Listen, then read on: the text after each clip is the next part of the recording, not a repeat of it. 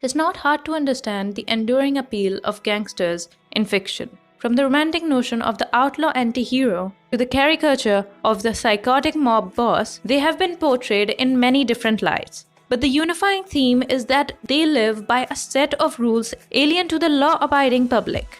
And that makes them fascinating. We want to know what makes them tick, to understand their world, and to see it in its all-bloody reality. It's essential to what makes them a good thriller, showing us a violent existence from the safety of an armchair. Hello guys, today we're going to look at some of the great gangster novels worth reading. First one is The Godfather. An obvious choice perhaps, but a reflection of how seminal it is to the genre. Francis Ford Coppola's film adaptation is regarded as one of the greatest of all time, but the book is a classic in its own.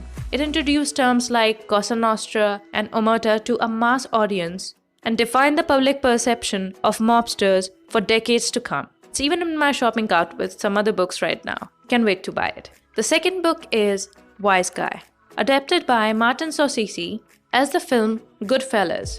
Pellegi's account of the life of mobster Henry Hill was the starting point for the modern-day depiction of the gangster. The book set the template for all that followed, from Casino and Donnie Brasco right through to The Sopranos.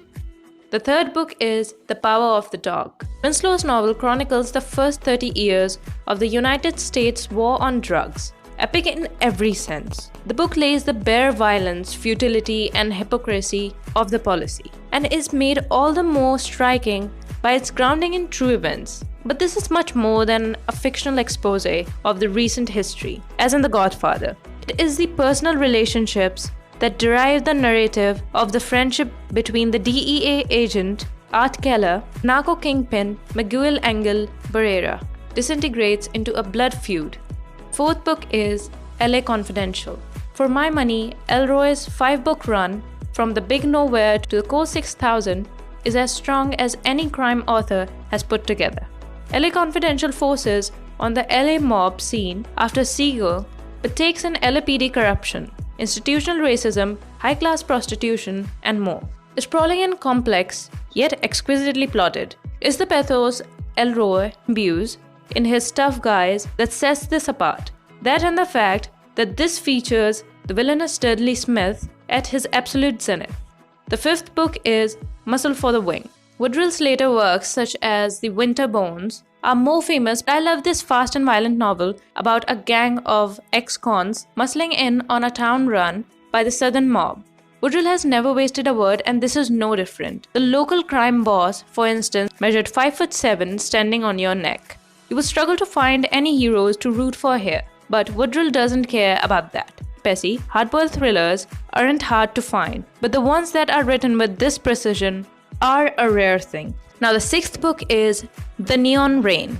Burke's first novel in the Robbie Sheox series sees him running up against the New Orleans crime boss DDG, Giancana, omnipotent and universally feared at the outset. By the end, DDG's got a litany of problems. The law is closing in, the cartel are moving on his turf, and his health is failing. A corpulent, complicit kingpin, his story arc comes to symbolize the decline of the mafia's underworld's stranglehold in the face of newcomers with new rules.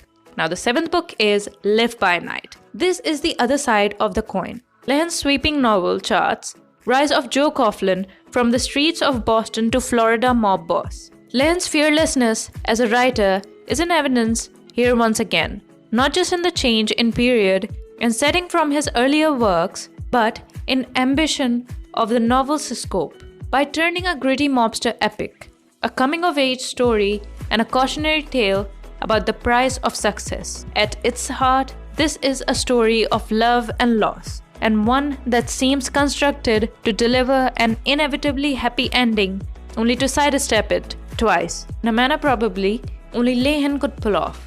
I like it for the price of success you have to pay aspect of this book. Now, the eighth and the final book is Rules of Wolf. Blake's tale of Texan gun runners starts with one of the most breathless action sequences I have ever read. An arms deal at sea goes bad, resulting in a showdown with cartel killers in a pitch-black coastal lagoon. The climax sees a wounded man begging for a bullet before the crabs can eat him alive. Blake doesn't deal in sentiment. The writing is taut and spare throughout. This is as dark as Noah gets. And this is what I actually like about this book. I really love the writing style of this book. And another thing which is really amazing about the writing style is that there's a literary quality to it that elevates this above the norm, and the later stages evoke Cormac McCarthy's works set in the same border badlands. Hi guys! So, I hope you have found something of your choice. My favorite is definitely The Godfather and The Rules of Wolf and Live by Night. Godfather is a classic, but let me just tell you something. I have not read The Godfather yet. It's a classic, but I haven't read it yet. It's still in my shopping cart. Yet, it is my favorite book of all from this genre. Because I've already watched the Godfather movie and that movie was seriously good. So when I saw its book, I was so sure that I was going to buy it. But enough from me. So which book are you going to read? Let me know in the comment section below. But anyway, thank you so much for watching. Don't forget to like, comment, share and subscribe. Don't forget to ring that bell so you don't miss any videos from me. Follow me on Instagram. Let me know what was your favorite part of the video or which novel I should review next, or just say hi, that's fine too. And above all that, everybody have an amazing day. I'll see you all next Monday.